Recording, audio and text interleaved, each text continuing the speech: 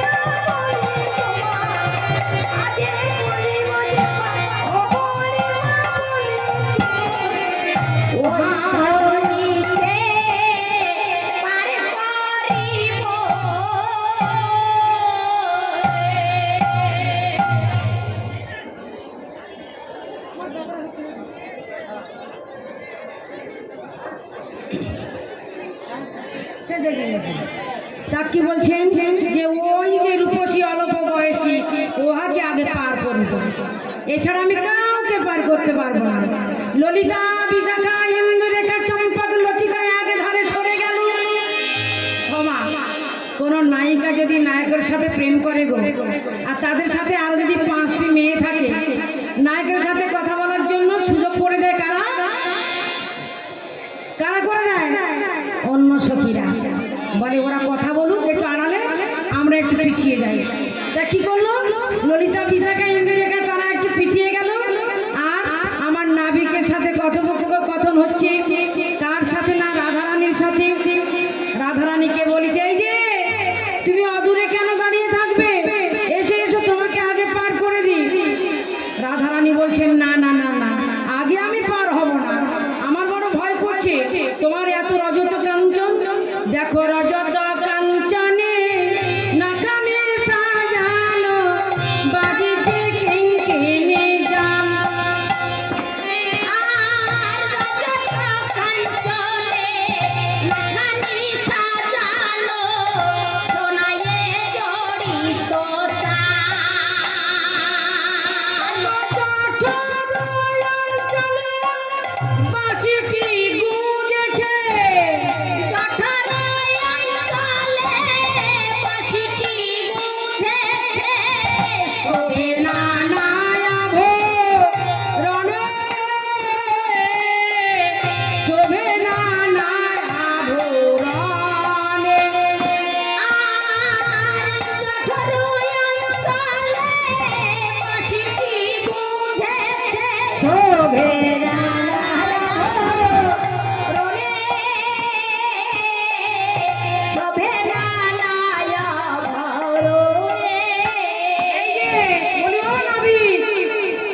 তুমি তো পার ঘাটে নাবি, তোমার এত রজত কাঞ্চন দিয়ে তোমার চূড়াখানি সাজানো, তোমার কেরোয়ালখানি রূপা দিয়ে বাঁধানো, বাঁশিখানা কি না সোনা দিয়ে মোড়ানো।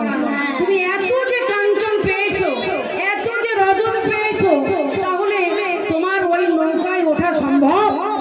না না না না না না, তোমার নৌকায় যাব না। আমার মনে হয় কি জানো, এই তুমি আমার কাছে যে সোনা গহনা আছে এগুলিকে সব কেড়ে নিয়ে, হ্যাঁ তুমি সব নিয়ে নেবে, আর মাছ নদীতে গিয়ে তুমি তরিখানি ডুবাই দেবে। হ্যাঁ আমি যাব না, তোমার সাথে যাব না, আমার বড় ভয় করে, আমি যাব না বলছি তো। বলছি দেখো দেখো, ও গো রজত কাঞ্চনের নাখানি সাজানো বাজিছে কিঙ্কিনি জাল, আর জটর চলে বাজি কি বুঝেছে সবে রাঙা রাঙা মনি হাতে।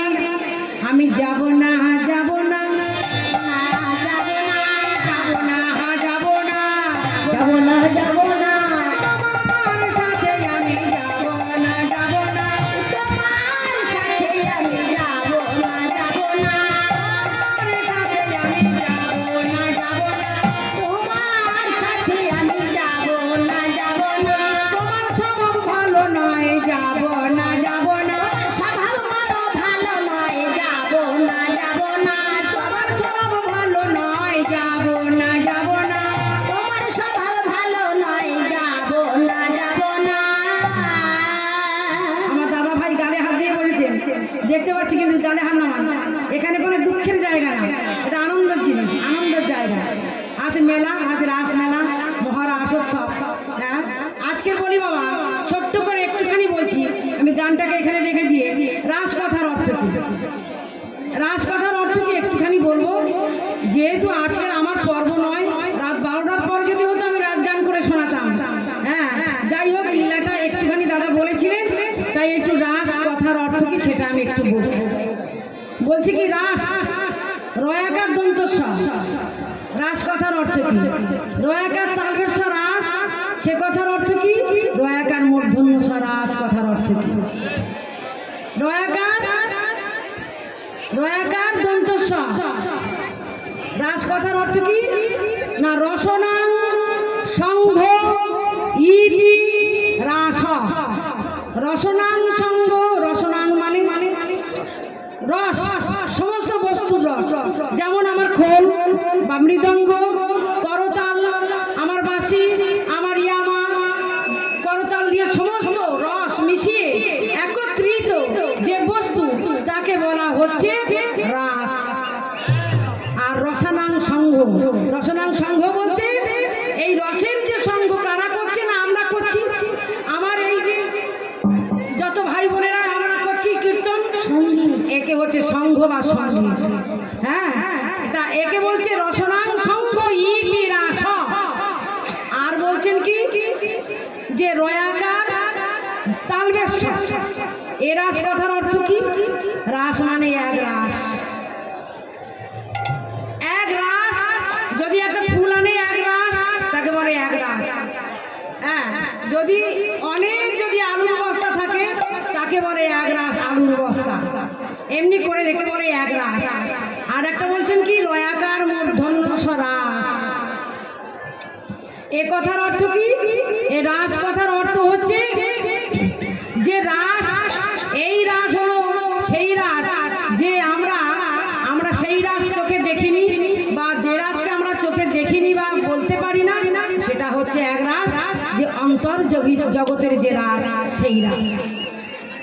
তাই আজ রসনাং সঙ্গ ইতি রাস, এই রাসের কয়েকটা কথা আমি পরে বলবো। আমি নৌকা বিলাসের গানের পথটা শেষ করে কিছু একটুখানি বলবো, কিন্তু আমার বলার কথা না, একটু রাত না হলে তো বলা যায় না, যা হই 9:30। আচ্ছা এর 10টা না বাজলে, 10টা 10:30 অন্তত বাজুক, না বাজলে আমার অপরাধ হবে। যাই হোক এখানে রাখছি। তাই পদকর্তা আমার কি বললেন, রজত কাঞ্চন নাখনি সাজানো বাজিছে কিঙ্কিনি জাল, অপরূপতাতে শোভে রাঙা হাতে মণি বাঁধা কেরোয়াল। আর এবার বড়িমা বলছি, বড়িমা আমি ওই নাবিকের ঘাটে যাব না, অন্য নাবিকের ঘাটে যাব। বলছে যেখানে যাস না কেন ওই নাবিকের হাতে তোমাকে পড়তেই হবে। হবে না হবে না, তুমি যেখানে যাও ওই নাবিকের কাছে পৌঁছতে হবে। তাহলে আমরা ধরা পড়ে বসে আছি। ওই নাবিক আমাদের দেখে বলছি, দেখো যে সবার চেয়ে সুন্দরী বেশি, তাকে আমি আগে পার করব, আর যারা পরে যাবে তাদেরকে আমি কত করে নেব জানো? বলছে কত করি?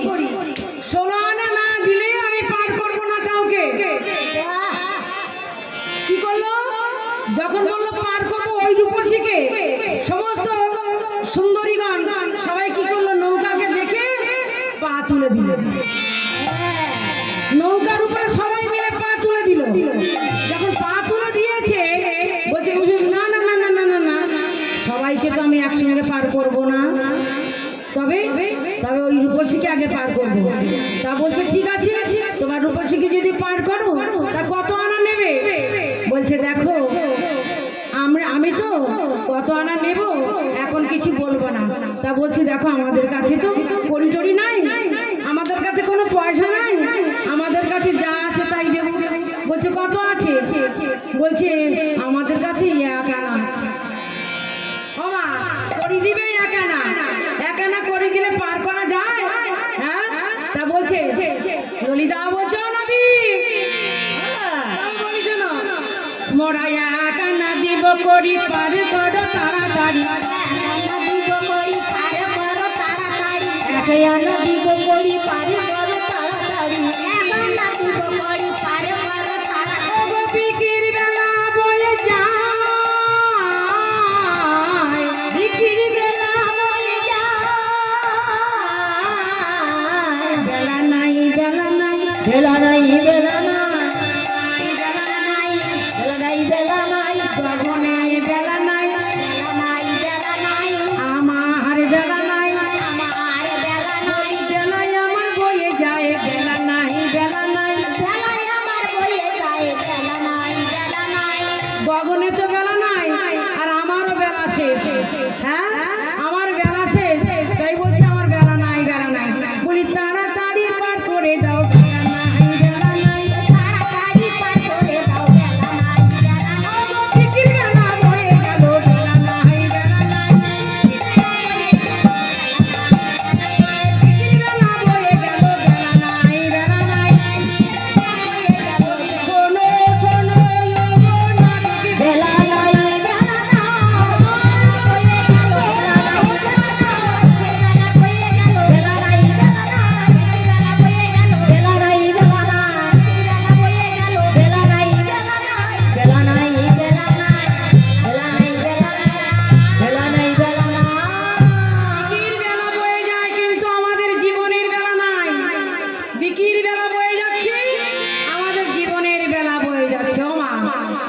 যদি আমার হয় 50 বছর, কালকের হবে কত? 51, তারপরের দিন কত? 52। তাই বলছে বলে আমার জীবনেরও বেলা নাই, গগনে তো বেলা নাই, বেলা বয়ে যাচ্ছে, কালকে সকালে আবার উঠবে, কিন্তু আমার তো উঠবে না, আমার বেলা বেলা পড়তে থাকবে, তাই না? আমাদের জীবনের বেলা কখন না পড়তে থাকবে, আর উঠবে না। যেমন নদীতে জল আসে আবার ভাটা লাগে, ভাটা লাগার পরে আবার জোয়ার আসে, আবার ভাটা লাগে। কিন্তু বাবা আমার জীবনে যৌবনে যদি একেবারে ভাটা লাগে, আর এ ভাটায় আবার জোয়ার ফিরে আসিবে না, এই যৌবনের জ্বালা যদি একেবারে চলে যায় আর তো ফিরে আসবে না। আর সেই পদকর্তা কলম দিয়েছিলেন, একবারে রাধারানীকে বলেছিলেন রাধে আমি আজ যাব কালই আসিব, কিন্তু কালে কালে বলিতে বলিতে অনেক কাল কেটে গেছিল।